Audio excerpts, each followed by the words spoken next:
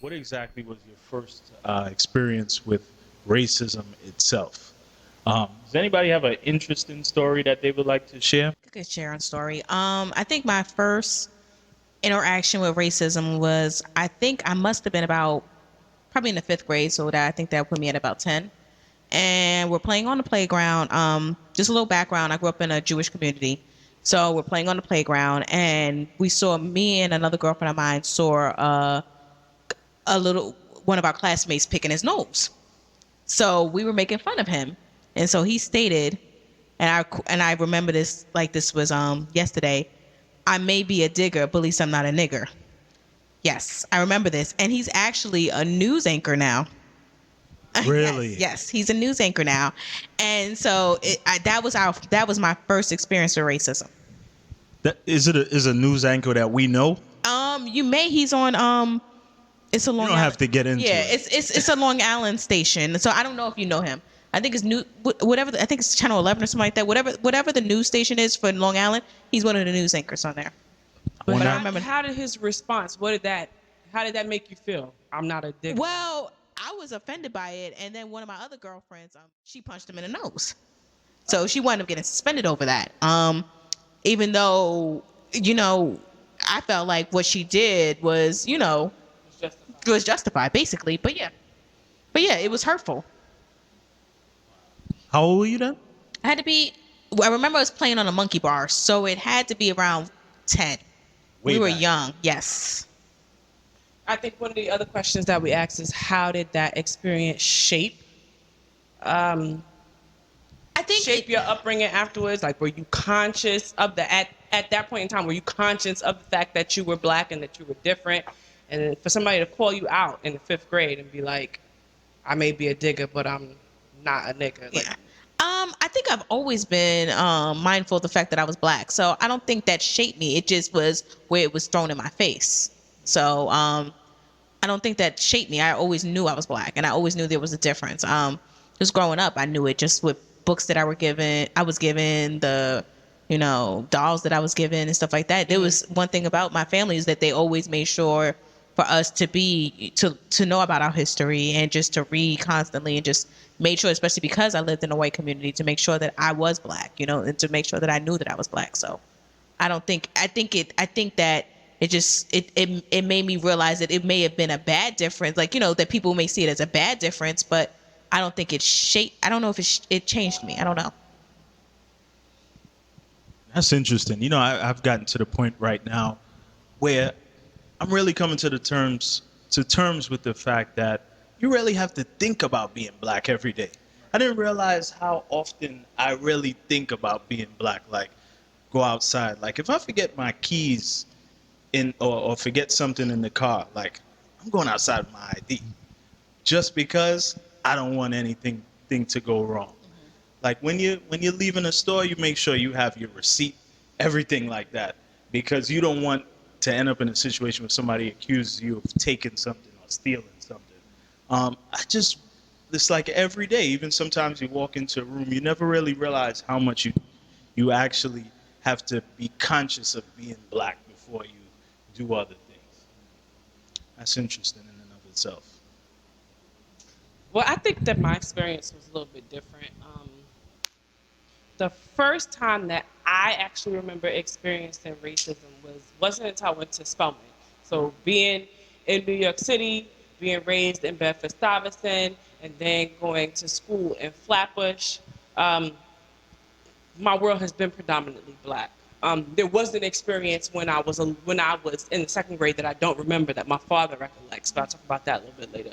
Um, but when I went to Spelman, this is my freshman year, and I can remember sitting in a computer lab in Cosby, and I was playing Jeopardy, and I had a black avatar to represent me because I'm a black girl, and I was winning, and somebody called me a nigga. So I was just like, wow, it was like cyber. So this is twofold. This is my first experience of racism. This is the first time I'm outwardly called a nigger, and then there's it's cyberbullying on top of that. So this is 1999.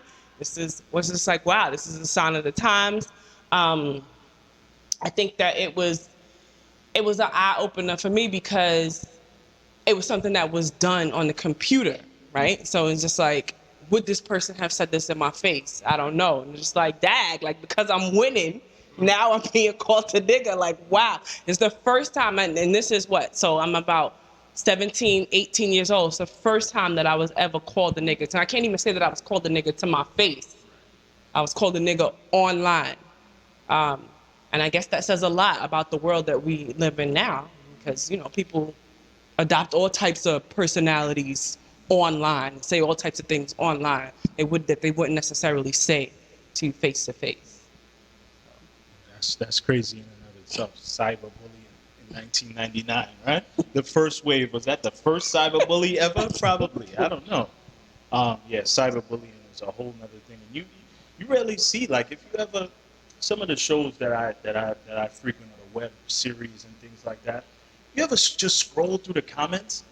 You see some of the most racist things in humanity. Like, did you write this first before you got on here? Like, I'm gonna have the most racist statement ever in humanity. It's crazy. It's crazy. Personally, one situation, you will remember this, right? This is something with me and you, right? So this is going back, we go back like 20 years. So we're talking about early 90s or whatever. So we had a mutual friend. So we go to this mutual friend's house, right? And one time you said something. We talking about, we were probably 8th grade, 9th grade at the time. Oh, I know exactly. Right. And you say to me, like, you know, so and so moms act like they don't like you. And I'm like, they don't like you. They don't like me. Like, we go over there all the time. Like, he come to my house, I go over there. Right.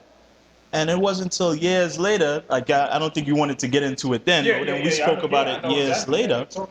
And he was like, anytime I used to go over there and I wasn't with you, she used to let us in the house, give us stuff to eat and everything like that. But when I was there, she wouldn't let us in. It was just like hang out on the step. And we come to find out, I don't know if necessarily, if you know, you want to call it strictly racism, it was colorism, but it was because I was dark skinned. So anytime one of our darker skinned friends came around, she wouldn't let people inside the house, which was, and you told me that like, you know, 5 years after we had stopped going over there, and I was just like, wow, like really? You're right. Like, you know, and I didn't necessarily know if it didn't necessarily hurt me, but now I'm putting back everything together. Like, she really didn't let me in the house. Like, you're right. I never really went inside when she was home. It was crazy. And now that I'm older, I reflect on that, and I say to myself, like, wow, you didn't even necessarily know that. And this is a black woman. Right. Yeah, it goes to show. This is a black woman. And there's nothing wrong with biracial couples, but she was with a white man at the time. So who knows what other issues were going on there, but hey, interesting. Anybody else had any particular situations like that? My first situation was, I would say I was probably about like 9 years old. And this is like in the 80s, not to date myself or anything like that, but it's probably about like 88. And you know, us being like within the same age range, we know that we grew up a little bit faster than other people may have grown up, you know, especially here in New York, due to the fact that we dealt with certain things during that era. Crack era, drugs was very serious within the community, so you were forced to grow up and understand things in a certain way. I remember sitting outside of my building on Parkside over in Flatbush, and we had like a new super who came into the building, and he had a son. They were white, you know. But the super would play with us. The son would play with us, not the super. That sounded funny. But the super son would play with us. The super son, we would all be outside. Yeah, let me clarify that. Nah, but the super son, we would all be outside, you know, riding our bikes, playing, enjoying the time, you know, just as kids. And I remember we got into some discussion. I don't even know why we were talking about politics, mind you. Mind you, we're 8 years old. We're talking about Bush and Michael the Caucus or something like that. I don't know. But we were, back then, like I said. Right. So we're talking about crime in the neighborhood because we started to see how our building started to deteriorate because of a lot of the drug dealers within the neighborhood and everything like that, people pitching and everything. So we said, like, Dad, this is crazy how we see all of this happening in our building. And I never forgot the kid, his name was Benji. He said, it's because of the niggers. You know? He said it's because of the niggers.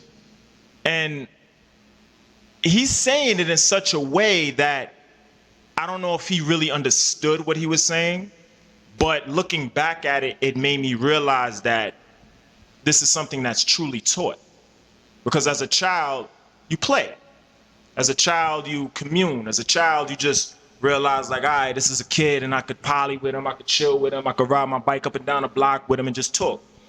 But he said it's because of the niggers. And I'm thinking, like, all right, I identify with that word and I know what he's saying, but I thought you were my friend. How could you say that about everyone else who you chill with, who you relax with, who you play with? And then it made me realize, like, wow, that his father would come out and talk to us, he would buy us candy and all that. But inside that house, there was a conversation being had. There was something being taught. There was something being spoken about at the dinner table. And he lived next door to me. So racism is something, just to, go to, just dealing with children and adults and life. You start to realize that, in my opinion, and from proof of what I'm saying, is that this isn't something that you're naturally born with. It's not something you're born with. It's not something that you just come out the womb with hatred toward a particular type of people. It's something that's taught. It's something that's learned. It's something that throughout time you gain this hatred in your heart. And we're 8 years old, and he said this. Now that's crazy. That's crazy. So that was my first experience. And that sounds like something that he didn't even understand himself. He didn't understand that.